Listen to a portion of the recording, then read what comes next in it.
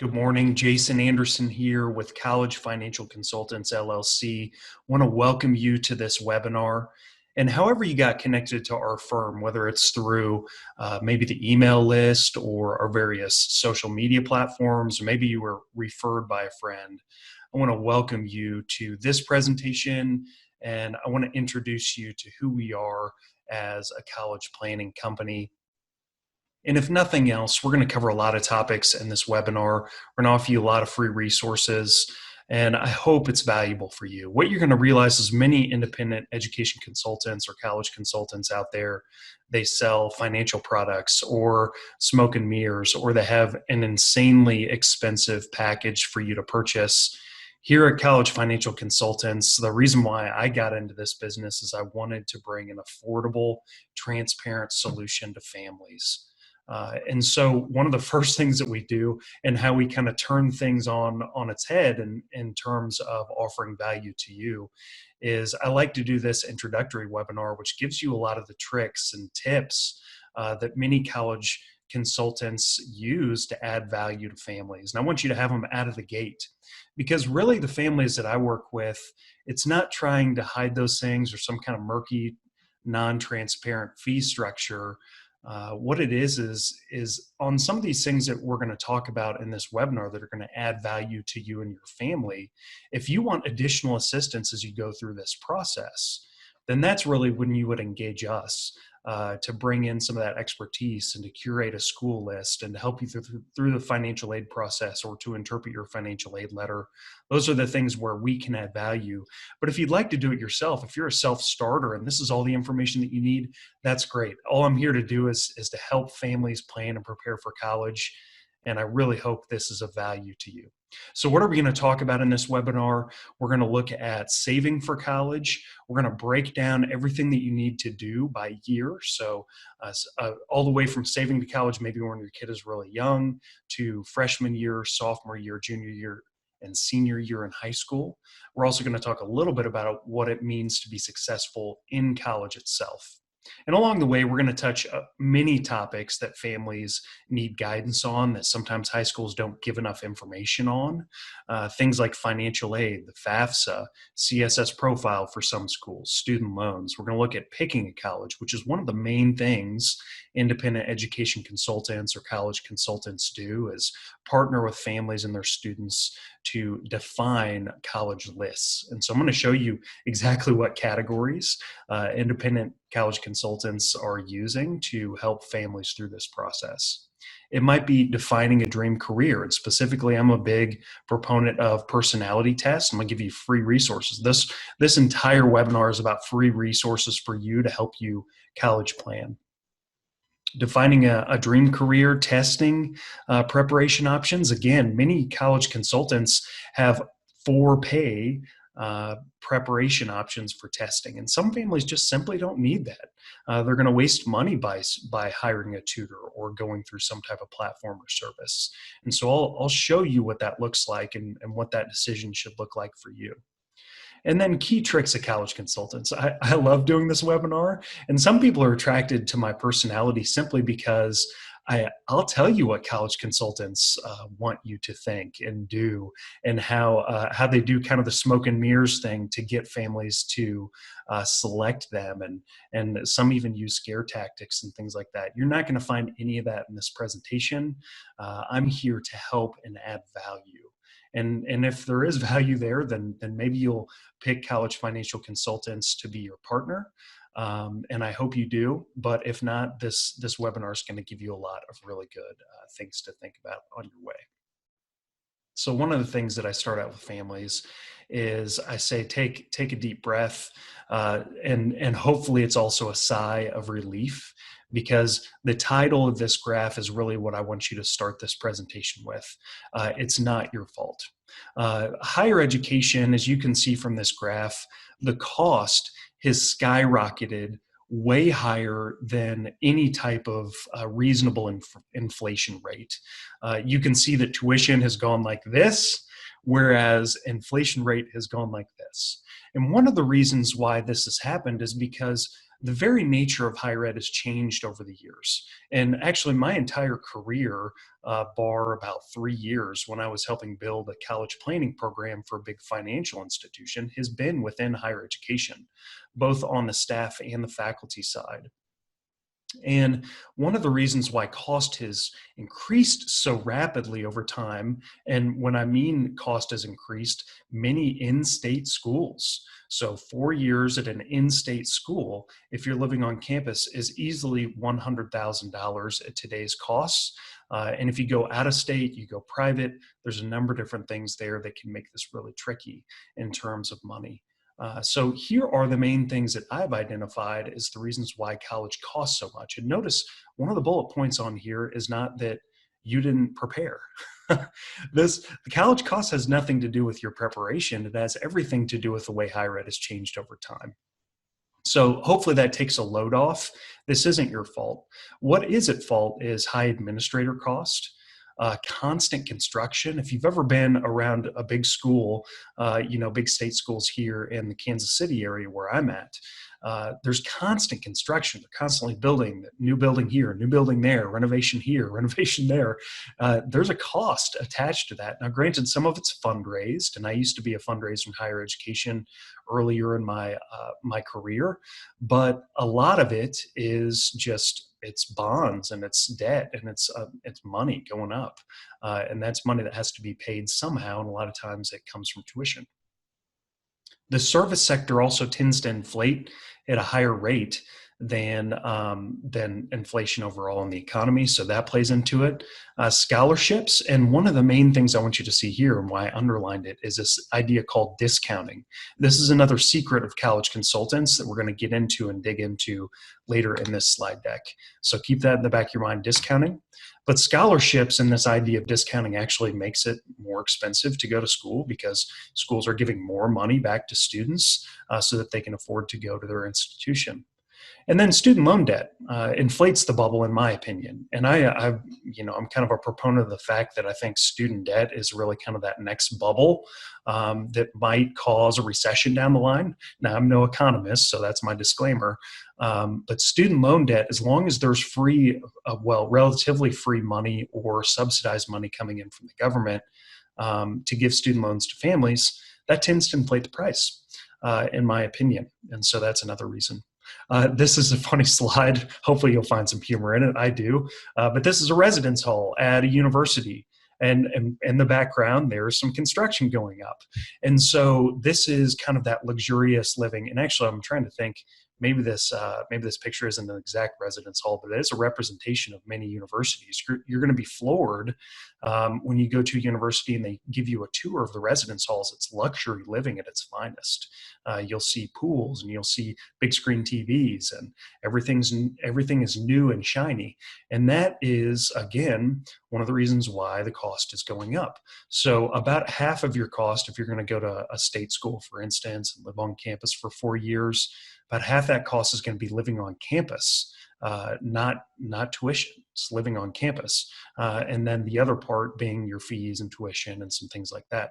Living on campus can easily be between a quarter to a half of the price of going to college. So let's start at the very beginning. Now, granted, many families come to me and they haven't necessarily they haven't had a savings plan. They haven't thought about saving for college. They haven't thought about their philosophy of saving for college. But we're going to start there. And the reason is because even if you're coming to me later in the game, like sophomore, junior, senior year, the saving for college philosophy will still influence the way that you're going to pay for college. And I'll show you that here in a second. So the first step is to define your philosophy of paying for college. And this is something that I can guide families through.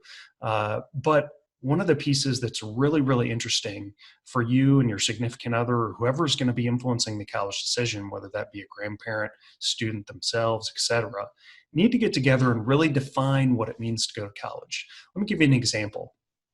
So when I'm saving for my kids to go to college, I really think of it in terms of a third, a third, a third. So I want to save about a third of what it's going to cost for them to go to college down the line. My kids are young. Then a third is going to get paid out of my current earnings while they're in school. So I'm assuming I'm going to have a job and I'll pay as I go along.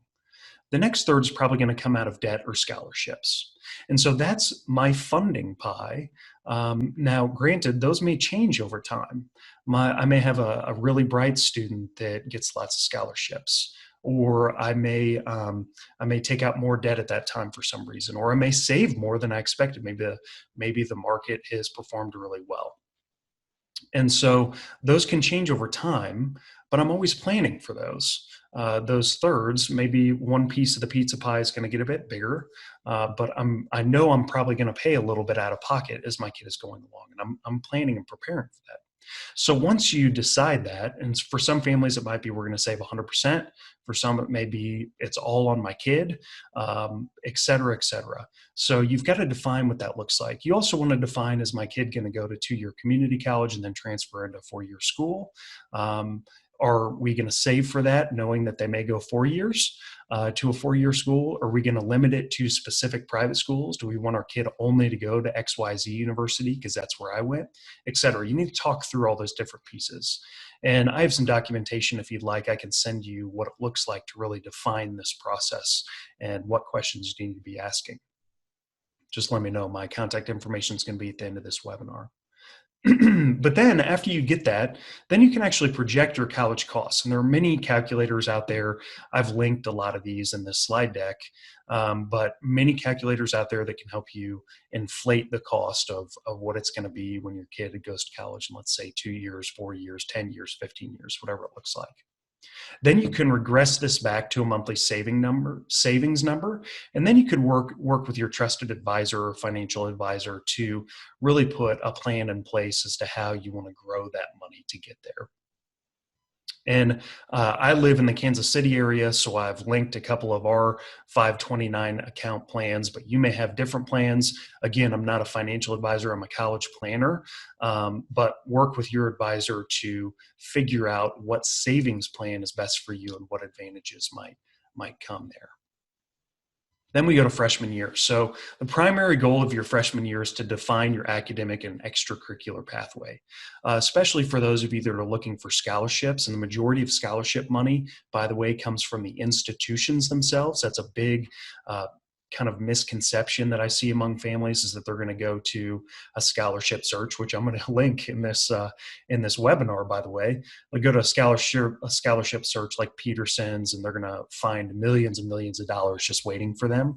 It's not the case. Actually, your best way to get scholarship money is to target specific schools and make sure that you're going to be a good candidate to get into those schools, and those schools actually give a lot of money.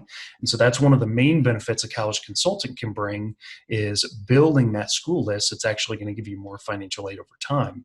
But defining your academic and extracurricular pathway is a good piece. And so what I tell families to do is to work with their counselors and in the high school level, or to work with a college consultant to figure out what's your plan of study to prepare you for college. And that can include things like math, science, social studies, foreign languages, arts classes. It also includes a number of extracurricular activities that are going to build this profile that's going to say, this is a high achieving student in X, Y, or Z. So maybe it's in biology, or maybe you're the best flutist in the whole county, or maybe you play the trombone, or maybe you're great at basketball. But what are you going to build your resume towards to show that you're high achieving in a specific area? And so it's about figuring out what extracurriculars and academic pieces you can build up to build up that resume. And then you create a profile on a scholarship site at this point in the journey, and you put in your profile as if you're going to be a junior or a senior in college, and you see what pulls down.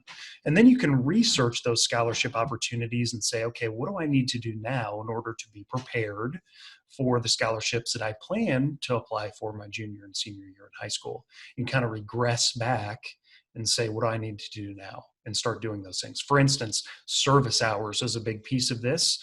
Maybe you're wanting to apply to scholarships that will give you money in terms of volunteerism and service hours. Well, if you know you need 300 hours now, you can start planning for that over the next 4 years to get it by the time you apply to college.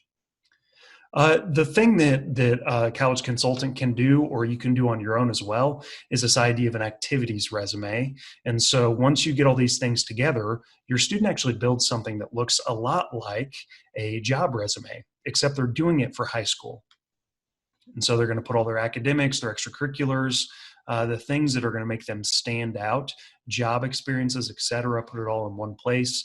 This helps for scholarship applications down the line, and also job opportunities as well. If they're going to be working through high school, maybe they will, maybe they won't. And also for that application essay that's going to come down the line their senior year. So activities resumes and updating those are really important as you go throughout this process. And here are those private scholarship websites. These are some of my favorite. Actually, my favorite would probably be FastWeb. Again, many college consultants have the option to do a lot of this research for you and pull from proprietary databases as well. But I do want to, again, I'm not trying to do smoke and mirrors here for you. I want to be transparent.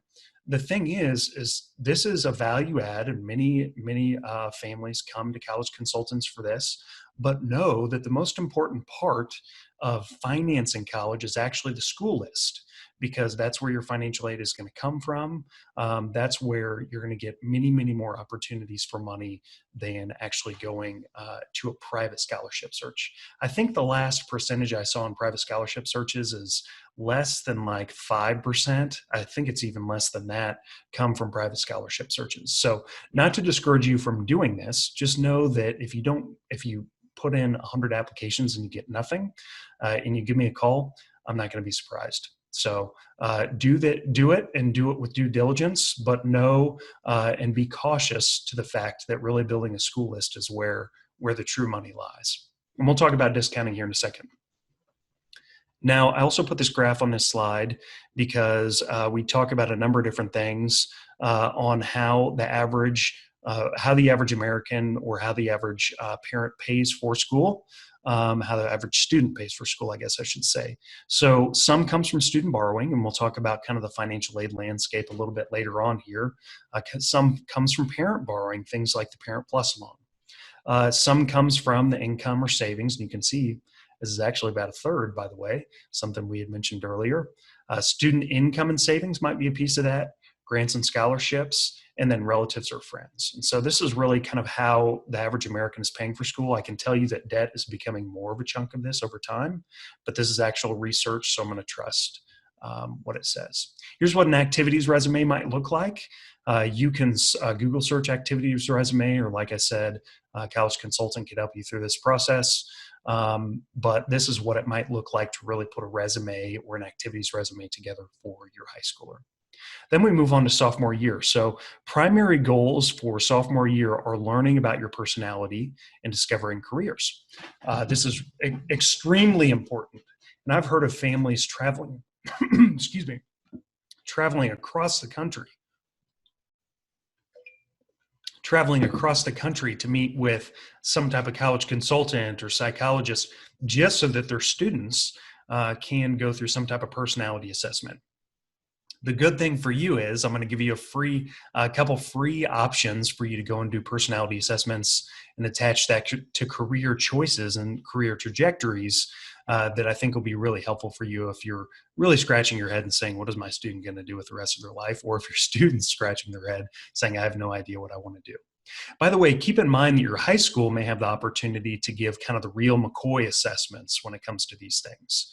So and let me explain what I mean by that. So one of the websites that I send families to is 16 Personalities, totally free, and it gives you a Myers-Briggs code, which, for instance, mine is INTP. So you have 4 letters, and then you can go and take those 4 letters, you can learn about them, and you can actually attach them to career pathways. Another is Holland codes, which is a good assessment. I don't dig as deep into that, but we'll get to that. And then you essentially take these personality assessments, you figure out what your dream career pathways are, and then you research them through this tool called Bureau of Labor Statistics Occupational Outlook Handbook. And granted, you might be thinking about yourself, Jason, this sounds like a lot of work. It is, and that's actually why many independent education consultants exist, is to guide through this process and to keep people on track. But you can do it yourself, maybe not with as robust tools as an independent college consultant would have, but there are free resources out there that can kind of mimic the process. And a general rule of thumb is that the student shouldn't take out total student loan debt more than their beginning annual salary. In a place like the Bureau of Occupational Outlook Handbook, Bureau of Labor Statistics Occupational Outlook Handbook, I know it's a mouthful, is something where you can research those salaries and say, okay, well, I'm going to make about 70,000, so I shouldn't take out more than 70,000 in debt. Again, not financial advice, but that is a rule of thumb that many people throw out there. And then AP and honors classes, we could talk about that piece too. And we'll talk about the 3 scholarship factors here in a second. I'll come back to this slide. But before we get there, there are 2 books that I think are and I say these are free resources. You're going to have to go out and buy these books, but you can also get them from your local library if you don't want to purchase them. They're really cheap on Amazon. Do What You Are is great for when you take 16 personalities. When you go to that website, you get your code, go through the first about 8 chapters in this text, and Do What You Are, and really verify that those are your actual letters. Because INTP, for instance, so I stands for introvert for me, and then extroversion is an E. Well, there's a spectrum there. So I'm closer to the middle, as you can tell. I can turn on the extroversion, but I like to be more introvert in most ways. And so you can kind of say, okay, well, yeah, I probably am an E, or I probably am an I. And you can go through and verify each of those codes. Then the middle part of this book is personality, a chapter for each of these personality types. So that's why it's called 16 personalities, or 16 different code combinations. So you really only need to read the chapter that's on your personality type. And then if you go to the end of this book, one of the last chapters, if not the last chapter, I believe it's chapter 22, is helping your student develop a career path based on their personality type. This is extremely powerful. I can tell you that when I discovered personality testing and I took and got my real Myers-Briggs and I went through this book, I leafed over to my chapter, which is, like I've been saying, INTP, and I had looked into the majority of the careers on that list by default, just intrinsically out of who I am as a person. And so it can be extremely powerful. Even parents are like, wow, I need to get this for myself. It can be extremely powerful in figuring out a satisfying career. The second book is kind of more, What Color is Your Parachute? Is really more peripheral, in my opinion. The Holland Codes is touched on in this book, but if you do pick this one up, it's more of a job search book. But I do encourage families to go through the flower exercise, which I believe is chapter 7. Again, these books get updated, so sometimes I may be off, but flower exercise is what you want to do in that one. Now, I do want at this point to ask, and if I do this in a workshop somewhere, I typically ask families, hey, what do you think are the 3 top academic scholarship qualifiers when you go to university? And they typically yell out one thing or another. And we eventually come to this 3 scholarship factors. And so when it comes to getting money from a school itself, academic money, so academic merit scholarships, what it ends up being is typically these 3 categories and factors. One is your standardized test scores. That's why it's really important to do test prep, whether it's free or whether it's paid. Then your GPA. This is why it's really important for your kids to keep their grades up as they go through high school. And it's unweighted primarily. I mean, I know many schools have like 5.0 grade scales, but really colleges are going to be looking for that 4.0 scale. Not to discourage the 5.0 system. It's just they're going to be looking for unweighted primarily. And then class rank. And you might be asking yourself, Jason, my high school doesn't even have class rank, which is true. Many competitive high schools don't keep a class rank. And so many colleges will say, okay, best 2 out of 3. And so let's take your standardized tests and GPA, or let's take your GPA and your class rank, et cetera. And so if you don't have class rank, then you know the majority of these factors are going to fall on standardized test scores, which would be ACT, SAT, or a GPA score. So keep that in mind. If your kid wants academic scholarships, they're really going to have to look at those factors, GPA and ACT. So junior year, we're going to look at building a school list. And surprise, surprise, this is where many college consultants are doing the bulk of their work. And actually, even our independent college consultant associations, one of the things that they require for you to have membership in many cases is that you've visited so many schools. Let's say 20 schools or 30 schools or 50 schools, whatever it looks like. I don't know the exact requirements at this point. At this point in the webinar. But many college consultants are essentially building the majority of their value here. And there's good reason for that. And it's where their expertise comes from. But junior year, you're going to be creating a college school list. And this is where we come back to this idea of discounting. So if I were to ask you, what do you think the average student going to Harvard pays to go to that school? What would you say? Take a moment to think about that while I drink some water. Well, and what do you think it costs to go to Harvard? That's right. So full cost to go to Harvard, let's pin it at about $80,000 a year, which is a crazy amount of money, but it's true. So the idea of tuition discounting is that many families that go to schools, especially private schools, do not pay full sticker price. Think of college as kind of like a used car lot. So you go to used car lot and you're always trying to think, okay, what did this car cost them and what are they going to charge me? And they say it's $5,000, but I know I'm not going to pay $5,000. I'm going to pay $2,500, those type of things. So you're always doing kind of this pricing arbitrage in your mind when you go to used car lot. Higher ed is not entirely different from that. Many schools, sticker price is never sticker price. So let's go back to our Harvard example. Now, the top income bracket, yes, many of them do pay full price. But if you look at the net price calculator on Harvard's website, or you pulled it from another tool that was looking at that information, you would quickly realize that about the top income bracket is one of the only income brackets that pays close to sticker price to go to Harvard. All the other income brackets pay just in the less than about 10,000 to go there. And some it's shockingly low, like 5,000 a year, those type of things. If you're surprised by that, you're not alone. Many folks, when they build their school lists, don't put private schools on there because they go to a place. We have many private schools here in the Kansas City metro, let's say Rockhurst University or William Jewell or Avila. Any of these schools, they'd go to their website and they say, wait, what? It's $45,000 a year? Can't afford it, and they move on, not realizing that the majority of students that go to these schools pay vastly less than that sticker price to go there. The reason is because these private schools have to compete with state schools and state schools that charge a lot less money, and things are more competitive right now. And so many schools give a lot of initial scholarships to bring down that price. And on average, private schools are discounting about half, by the way, meaning that many of those private schools are a lot more affordable than you would think they are, especially if you're planning and preparing things like activities resumes and you have a good GPA, good ACT, then really game on. But when I tell families to build a school list, there's 3 categories they need to put their applications.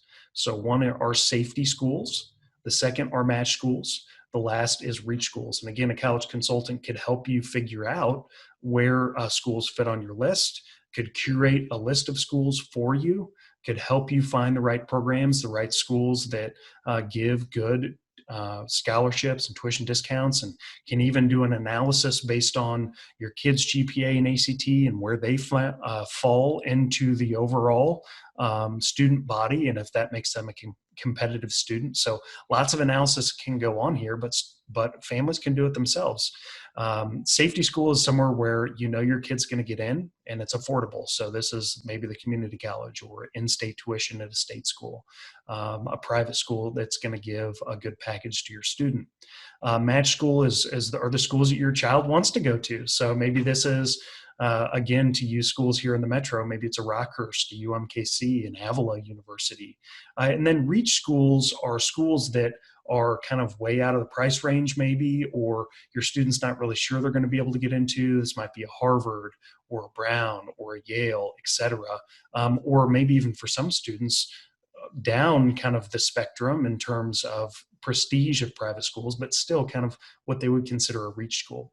The reason why you put your applications in these buckets is because, similar to diversifying your investments, which again, I'm not a financial advisor, but diversifying your investments, you would diversify your schools across these lists so that when you get your financial aid letter, which is something we're going to look at as we get further down in the slide deck, you don't have just one option. You'd never want to put your eggs in one basket. You want to compare what each of these schools are offering you when the time comes, and then you want to pick the best option for your student, best option for you financially, etc. You can kind of move on from there. So those are the three buckets. You also, at this point, need to define the criteria of what's the type of school that you want to go to. So this might be based on the average debt of the school, or whether they're public or private, or where your friends and family are going, or your retention, the retention rates, the accreditation, the prestige, cost. I mean, all sorts of different pieces here that your student is going to have to narrow down in order to build that school list. Again, where college consultants bring a lot of value. You can create this school list yourself. So like I said, many college consultants are using software and proprietary tools, but many of these options are right there for you on the web. So here are a few of my favorites: College Scorecard, using guidebooks, College Navigator, Factual, all sorts of really, really great options for you to build a school list that are free and right at your disposal online. The next thing after you build that school list is you go in and you build deadlines calendar. So what are the deadlines that I need to hit in order to get admitted, to get scholarships that I want, early decision, all sorts of different deadlines that your students are going to have to meet. Got to calendarize those, make sure you're meeting them all.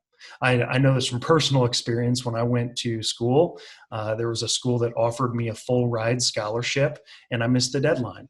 And so if you do miss the deadline, a lot of times schools aren't going to say, oh, well, just go ahead and throw in your application. We'll see. Nope, that scholarship is gone. And that's exactly what happened to me. I could have went to school for free, and it didn't happen because I missed a scholarship deadline. So don't let that happen to you. It's also another place where college consultants can add some value. Make sure you're hitting those, keeping you on task. Junior year is also where you look at test preparation. And as you can see, we're piling a lot into junior year. This is a lot of times where families get overwhelmed and they say, I don't feel ready. Well, it's because there's so much stuff to do junior year that it is a really important time. And this is when many families start to seek out guidance in terms of making sure they're on track. But test preparation is a big piece. And I've listed some. This is a slide deck that I tend to do here in the Kansas City area. But libraries are a great opportunity to get free test prep. And so our public libraries here in the metro, for instance, they have books. They have a service called lynda.com, which is now LinkedIn Learning. They have Learning Express. All of these have modules, classes, resources that will help you through the ACT and SAT. They also have test prep books. The one thing that I don't like about that, though, is a lot of libraries say you can only take this out for a month or 2 months, and the test prep materials at libraries tend to have high demand, so you can't renew them for longer than the normal period typically. And so it's not really helpful if you give your student an ACT book and they can only have it for a month and they have to return it to the library. So I tend to tell families, hey, this is maybe where you want to shell out some cash, just buy the book, right? And the other piece is too, the decision factor that a college consultant can help you through, but you can make yourself, is when it comes to buying test prep or a tutor or et cetera, the calculation you want to do is, let's say your student, if they get a 31 ACT versus the 28 that they have now, that seems like a reasonable bump.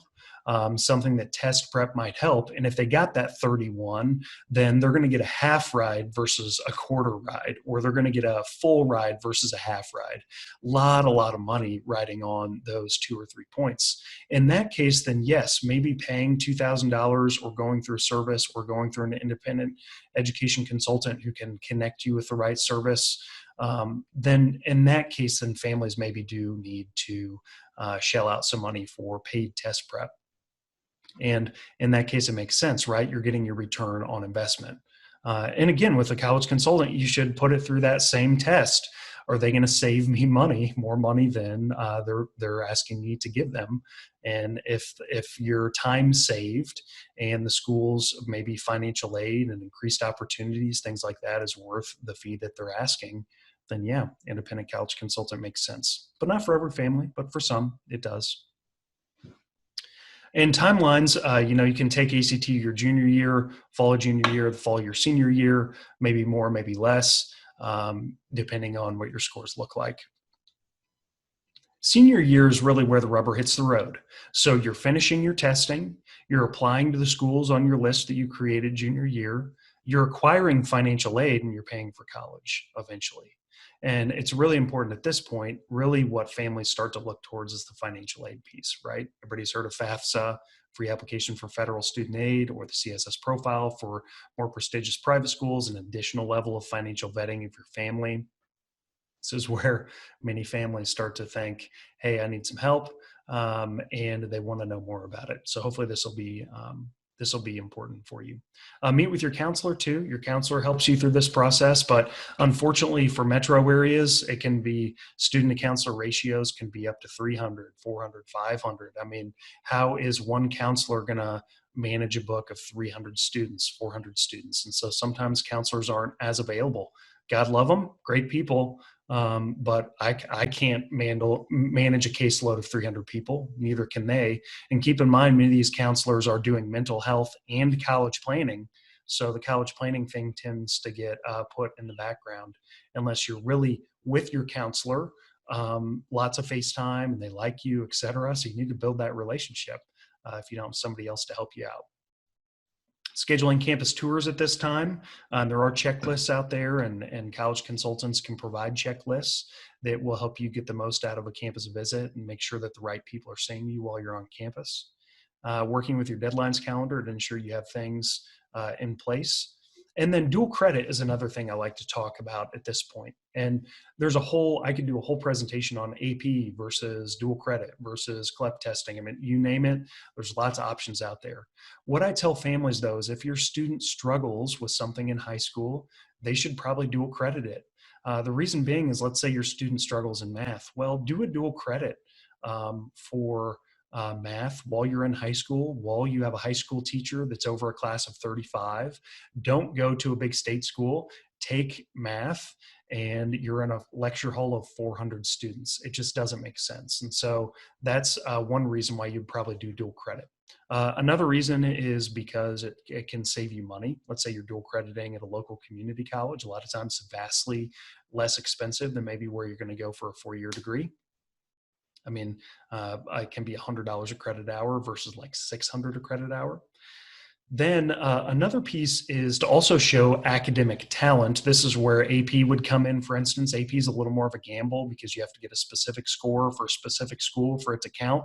But AP or even honors on your resume shows, if you're getting good grades in those classes, shows that you have high potential in those areas. And so that's an important piece too to keep in mind. But again, GPA in many respects is king or queen. And so make sure that you're keeping your GPA up. You shouldn't be taking honors classes, getting C's in them, and ruining your GPA. That doesn't make any sense. And a college consultant can help you through that piece. Then comes the free application for federal student aid.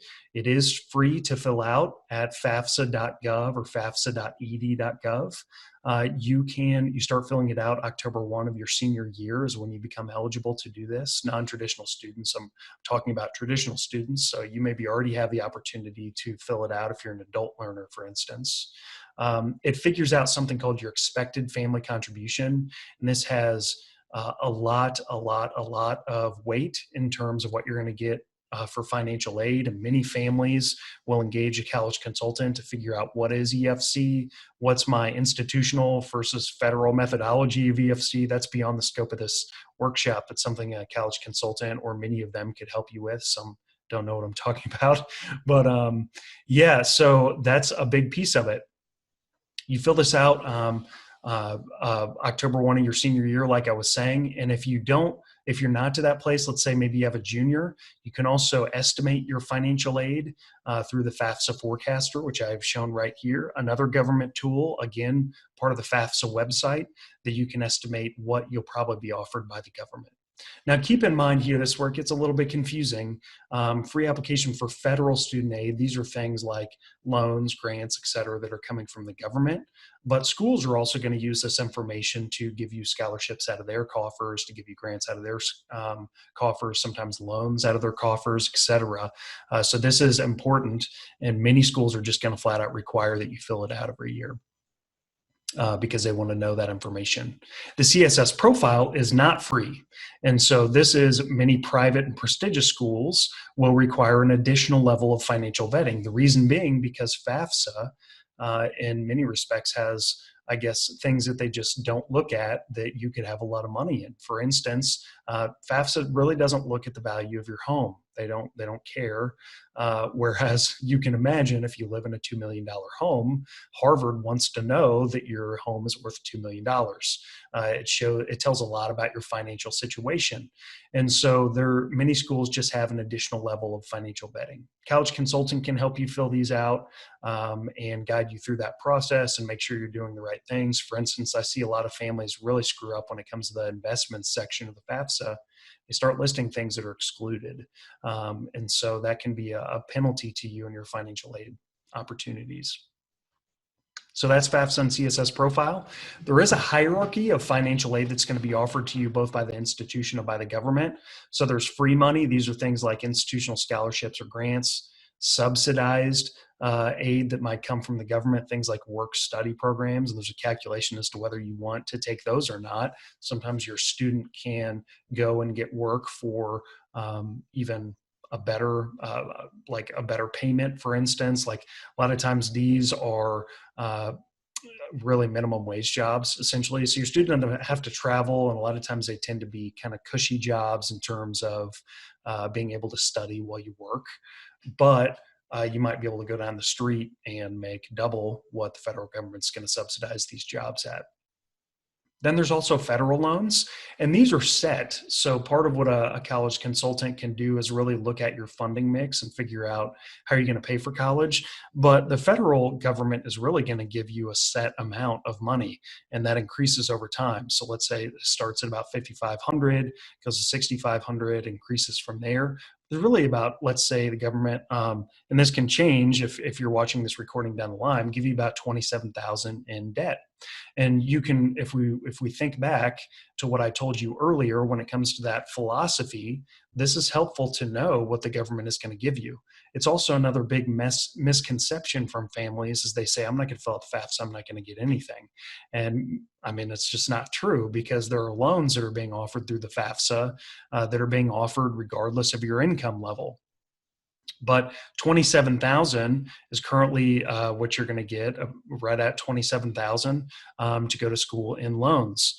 And so this is important if you think back to that funding mix. When I said about a third in savings, a third in debt or scholarships, and then a third out of current earnings, well, $27,000 is about a third of a state school. And so the government's actually going to give me those loans to go to school, give the student the loan, actually. They might give you a loan through what's called a Parent Plus loan. It's a higher interest rate, but it does exist for you. So that's another piece to keep in mind. So college consulting can kind of tell you what this funding mix looks like and help you figure that out. But then, so you have the loans. There are two types that are offered by the government currently. It's subsidized and unsubsidized. Subsidized means that the government's paying for that interest while your kid is in school. Unsubsidized, it's just not the case. You have to pay interest once you take them out. So that's an important distinction.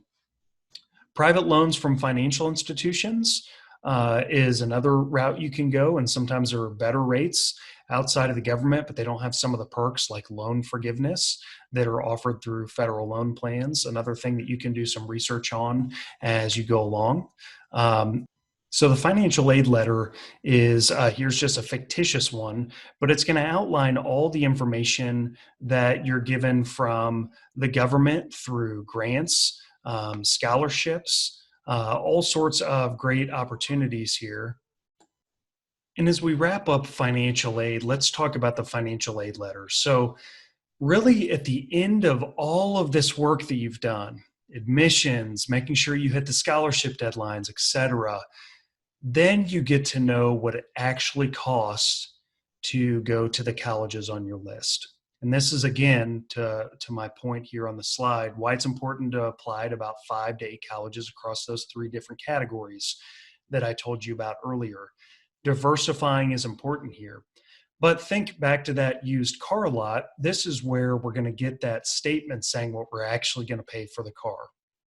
So all that aid that's been offered to you through the FAFSA, all the aid that's been offered to you by the school, any other aid that you've gotten is going to be put into this financial aid letter, and the total cost of the school, which are going to include things like tuition, fees, personal expenses, transportation expenses, living on campus fees if you're living on campus, are going to be put all together into kind of a full comprehensive cost for you. And the financial aid letter might even have more updated information than what you see on the website. And then we're going to look at all the grants and scholarships and things like that you've been offered. Then you're going to know, okay, this is what it costs. This is what I'm being offered. This is my gap.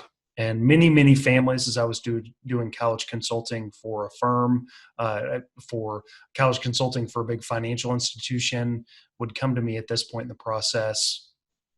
And they'd essentially say, hey, Jason, we've got a gap here. We know what the cost is. We know what aid we're going to be offered, and we're about 10,000 short. What should we do? Many families have that problem at this situation. Again, you shouldn't, because you're going to be putting some backup schools on your list that you know you can afford based on the aid that you're going to be offered. But it does happen to a lot of families. And if you get to this point in the process and you've only applied to one big state school or out-of-state school, your options are severely limited at that point. Then college. So one of the things that is important at this point is what does it mean to have free college? This is one of the things that I realized early on as I started to do college planning, is there are many routes to go to college for free. What I tell families, though, is many of those free options are non-traditional. And so you may not want to go down these pathways, but you should know that they exist. For many families that are desperate for their children to go to college by any means necessary, there are options to go to college for free. And here are a few of those options. So sometimes students are Pell eligible, meaning that they fill out the FAFSA, and the FAFSA, their income and assets are extremely low. And so the government says, we're going to help those students to go to college, and they get what's called a Pell Grant. And actually, to kind of part the veil for many college consultants, they're out there saying, oh, well, we're going to do this FAFSA consulting, and we're going to sprinkle some pixie dust over your FAFSA, and we're going to get you, Pell eligible or whatever. And the simple truth is that is just not the situation that can happen for many families. If you have W-2 income, there's not a lot of tips and tricks. There are a few where you can look at different ways that things are reported on the FAFSA and what it means for your personal situation. But Pell eligibility is something that many families get when they have very low income and assets, which is the way it should be in many respects, helping those families get a college education. It doesn't mean that college consulting can't add value here, but I do think some college consultants oversell this FAFSA component. But many families do need help filling it out, making sure they're filling out correctly, and that they're taking advantage of the opportunities that are put in front of them in terms of filling it out right and making sure they're going to the right schools. Study abroad is another way that you can go to college for free. For instance, many European universities are tuition free for international students coming from the United States. You can go military and ROTC. There are schools, and I believe the current list has about 7 that are called work colleges, and your student works while they go to school, and they essentially go for free. A lot of times this is tied to being Pell eligible or eligible for financial aid, though. For instance, here in Missouri, we have this thing called the A+ program, which is where the state, if you meet certain requirements in high school, the state will pay for you to go to community college for free.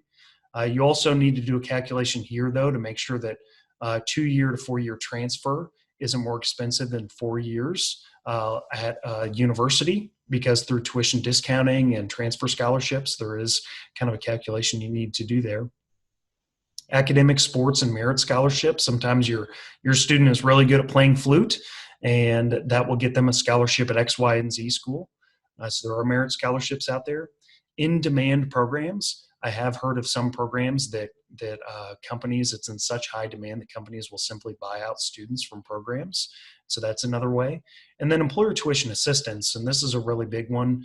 If your student is going to work, make sure they're working either one to get a future job, so internships would be a good example of that, or they're helping pay for their current college and their current expenses. Many employers like UPS, Starbucks, et cetera, have tuition payment programs that can be incredibly lucrative in terms of helping them pay for college. So that's another way to go to college for free as well.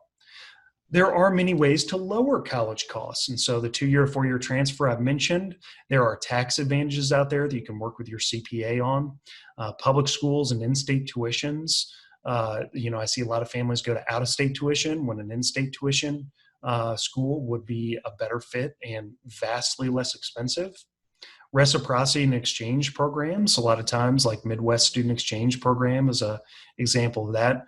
Dual credit, we've talked about that. Alumni discounts. Appealing an aid package, this is another thing your financial consultant can help you do. Appealing aid packages between one school and another. Negotiating for different things.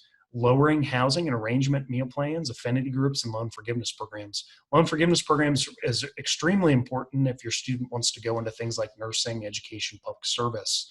There are loan forgiveness opportunities. And then to go back to this lower housing arrangements and meal plans, to go back to my initial slide, really one way that families can save a lot of money is by going with cheaper housing and meal plan arrangements. Many colleges will, as you go to campus, will say, these are our meal plans. And they'll say, this plan is 6 meals or 2 meals a day for 6 days a week. And this meal plan, and they'll kind of go through all of them. And as you go through it, you're thinking in your head, well, my kid eats 3 days a week, three times a day, 7 days a week. And you buy the most expensive meal plan. Well, what most parents don't understand is their kid is going to go off campus to have pizza. Their kid is going to sleep through breakfast. Their kid is going to go to programs at their residence hall and get free food, et cetera, et cetera, et cetera. Sometimes they're going to want to just get their own mac and cheese to put in their residence hall because it's easier just to cook it up and run to class. And what happens is these families that buy these most expensive meal plans is they end up getting dinged because these points don't roll over. Whereas if they would have bought a lower meal plan, well, surprise, surprise, many of those meal providers are going to let you add points. And so I do encourage families to buy lower level meal plans and then add money as they go so they don't lose those points. College jumpstart. So how do you be successful in college? Well, you're going to have to do a number of different things, and I've outlined them here. For the sake of brevity, I won't go through all of these. I'll just touch on a few. But you're probably going to have to fill out the FAFSA every year. You want to be enrolled in at least 15 credits each fall and spring to graduate on time, 4 years. Many colleges don't even keep 4-year graduation timelines anymore, but that is a huge mistake. You're going to pay a lot of money sending your kid to that 5th year of school unless it's absolutely necessary. So make sure they're on track to graduate on time. Having those 2 internships to get a job that they want. And then a FERPA waiver is another piece. So much like our medical records are protected by HIPAA, FERPA is the same type of law for higher education, and it protects your students' records. And a lot of times families get disgruntled because maybe they're paying for college. They call up the school and they say, hey, can I see my students' grades for this semester? And they say, nope, can't give it to you. It's protected by FERPA. And this confuses parents because they're like, I'm paying for it, but I can't see my students' grades. And that is the case. But there is a way that your student can waive their rights for you to see those type of records. And you can do it either for one department or one specific type of record, et cetera. But they can fill out what's called a FERPA waiver and give you access. So that's something, if you just Google FERPA waiver in the school that you're going to, you'll find this documentation.